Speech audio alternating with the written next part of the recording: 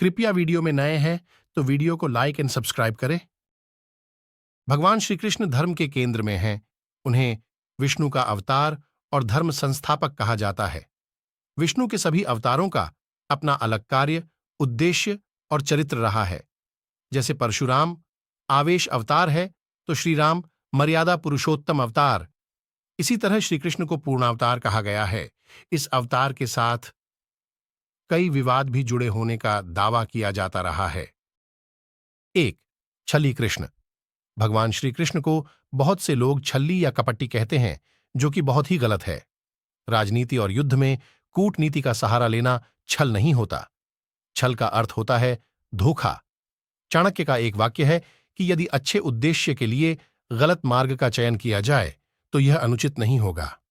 मार्ग कैसा भी हो, लेकिन उद्देश्य सत्य और धर्म की जीत के लिए ही होना चाहिए। दरअसल छल और भेद नीति में बहुत फर्क होता है। छल एक धोखा है, जबकि भेद एक युक्ति है। जब युद्ध में सारे नियम तोड़कर कौरव पक्ष ने भगवान श्री कृष्ण के भांजे अभिमन्यु को निर्ममतापूर्वक मार दिया, तो भगवान श्री कृष्ण को भी नियम तोड़ने का अधिकार स्वतः ही मिल गया। उन्होंने फिर नियमों को ताक में रख दिया और एक के बाद एक वीर योद्धाओं को मरवा दिया। पहले जयद्रथ को युक्तिपूर्वक मारा गया, फिर भीष्म, द्रोण और फिर कर्ण को मारा गया। चूंकि श्री कृष्ण भविष्य जानते थे, इसलिए उन्होंने भविष्य को बदलने के लिए पहले दुर्योधन के शरीर को वज्र के समान नहीं होने दिया, कर्ण के कवच और कुंडल हथिया लिए और बर्बरीक का शीश दान में मांग लिया। यदि वे यह कार्य नहीं करते तो युद्ध जीतना मुश्किल होता। क्या श्री कृष्ण रसिक थे? विरोधी लोग कहते हैं कि श्री कृष्ण मनचले थे। दरअसल श्री कृष्ण के जीवन को नहीं जानने वाले ही ऐसा कहते हैं। श्री कृष्ण की ऐसी छवि भक्ति और रीतिकाल के कवियों ने बनाई थी। भगवान श्री कृष्ण का जन्म होते ही उन्हें अपने माता पिता से दूर गोकुल में यशोदा और नंद बाबा के घर रहना पड़ा, जहां उन्हें ढूंढते हुए कंस की सेना पहुंच गई। तब गोकुल से श्री कृष्ण को नंदगांव ले जाना पड़ा। नंदगांव में भी कंस के खतरे के चलते ही नंद बाबा कृष्ण को लेकर वहां से दूसरे गांव वृंदावन चले गए थे। नंद मथुरा के आसपास गोकुल और नंदगांव में रहने वाले आभीर गोपों के मुखिया थे। यहीं पर वसुदेव की दूसरी पत्नी रोहिणी ने बलराम को जन्म दिया था। मथुरा से गोकुल की दूरी महज 12 किलोमीटर है। वृंदावन मथुरा से 14 किलोमीटर दूर है। श्रीमद् भागवत और विष्णु पुराण के अनुसार कंस के अत्याचार से बचने के लिए नंदजी कुटुंबियों और सजातियों के साथ नंदगांव से वृंदावन में आकर बस गए थे, जहां बरसाने के लोग भी थे। मान्यता है कि यहीं पर वृंदावन में श्री कृष्ण और राधा एक घाट पर युगल स्नान करते थे। इससे पहले कृष्ण की राधा से मुलाकात गोकुल के पास संकेत तीर्थ पर हुई थी। इसके बाद अंतिम मुलाकात उनकी द्वारिका में हुई थी। वृंदावन में ही श्री कृष्ण और गोपियां आंख मिचौनी का खेल खेलते थे। यहीं पर श्री कृष्ण और उनके सभी सखा और सखियां मिलकर रासलीला अर्थात होली आदि तीज त्योहारों पर नृत्य उत्सव का आयोजन करते थे। यहां पर यमुना घाट के प्रत्येक घाट से भगवान कृष्ण की कथा जुड़ी हुई है। उस वक्त कृष्ण 7 साल के थे और राधे 12 की। उनके साथ उन्हीं की उम्र के बच्चों की एक बड्ढी टोली रहा करती थी, जो गांव की गलियों में धमा चौकड़ी मचाया करती थी। बच्चों की इस धमा चौकड़ी को पुराणों और बाद में भक्तिकाल के कवियों ने प्रेम लीला में बदल दिया। वर्ष की अवस्था में श्री कृष्ण मथुरा चले गए थे और वहां उन्होंने कंस का वध कर दिया, जिसके चलते मगध और भारत का सबसे शक्तिशाली सम्राट उनकी जान का दुश्मन बन गया, क्योंकि कंस उसका दामाद था। अब सोचिए, उसके बाद तो श्री कृष्ण कई वर्षों तक जरासंध से लड़ते भागते रहे, फिर सामने महाभारत का युद्ध आकर खड़ा हो गया। ऐसे में रासलीला कैसे और कब की होगी? श्री कृष्ण की 16,000 रानियां थीं। कृष्ण की जिन 16,000 पटरानियों के बारे में कहा जाता है, दरअसल वे सभी भौमासुर, जिसे नरकासुर भी कहते हैं, कि यहां बंधक बनाई गई महिलाएं थीं, जिनको श्री कृष्ण ने मुक्त कराया था। ये महिलाएं किसी की मां थीं, किसी की बहन तो किसी की पत्नियां थीं, जिनको भौमासुर अपहरण करके ले गया था। महाभारत में इसका जिक्र नहीं मिलता कि श्री कृष्ण की राधा नामक प्रेमिका थीं और उनकी 16,000 पटरानियां थीं।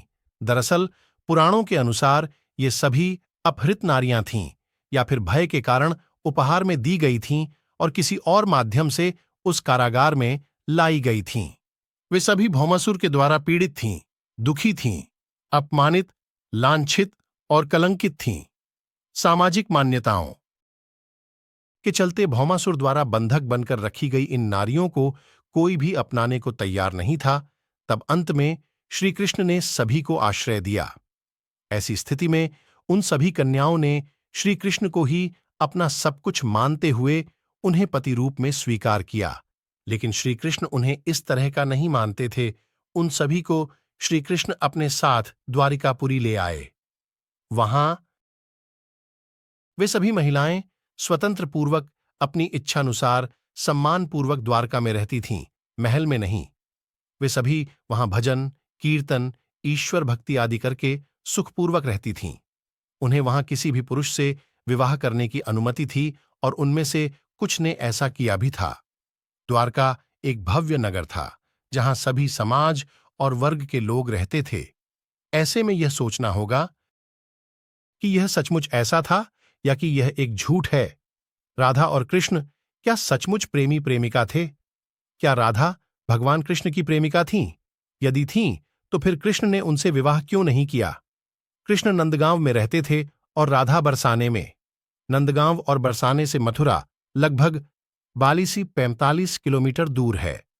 उल्लेखनीय है कि महाभारत में राधा के नाम का उल्लेख नहीं मिलता है। यह सच है कि कृष्ण से जुड़े ग्रंथों में राधा का नाम नहीं के बराबर ही है। यदि भगवान कृष्ण के जीवन में राधा का जरा भी महत्व था, तो क्यों नहीं राधा का नाम कृष्ण से जुड़े ग्रंथों में मिलता है?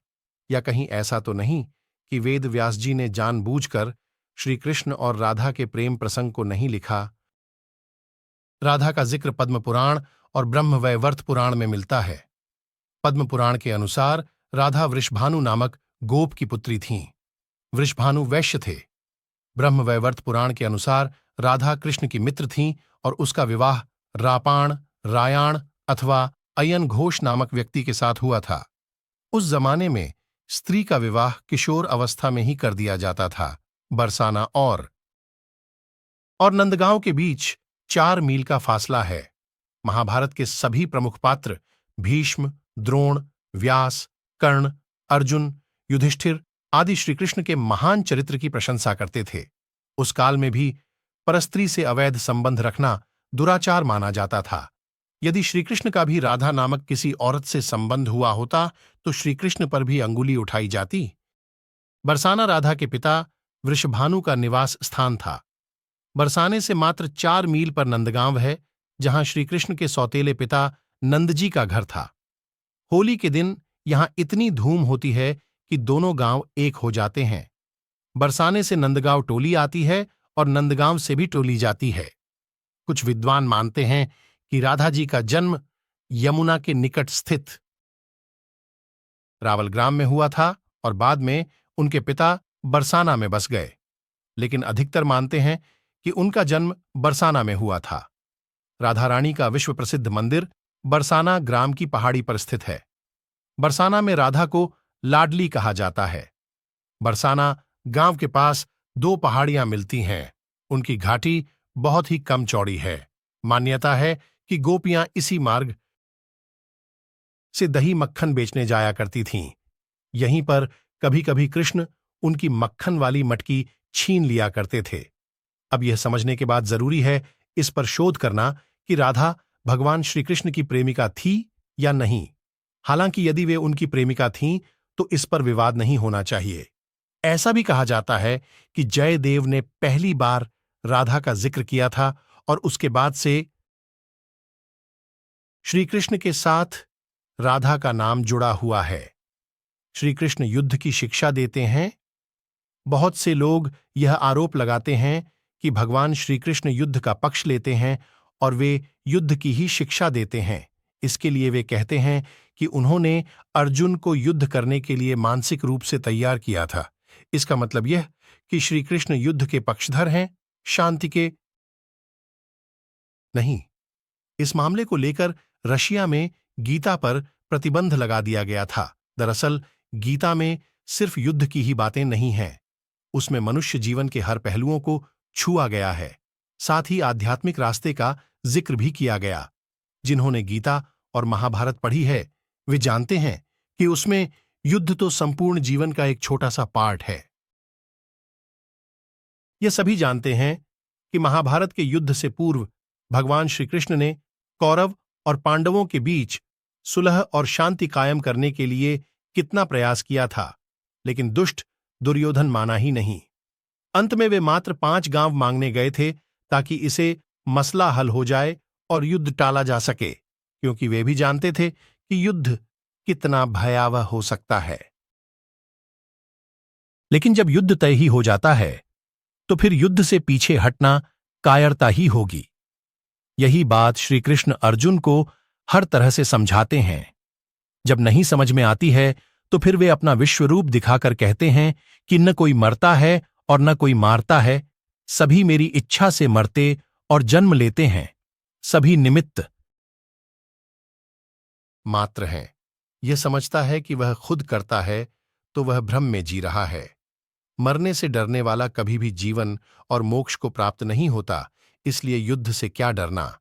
आज मरे या कल, मरना तो सभी को है। सचमुच ही श्री कृष्ण युद्ध के कभी पक्षधर नहीं रहे, लेकिन यदि युद्ध थोपा ही जाए तो फिर क्या करें।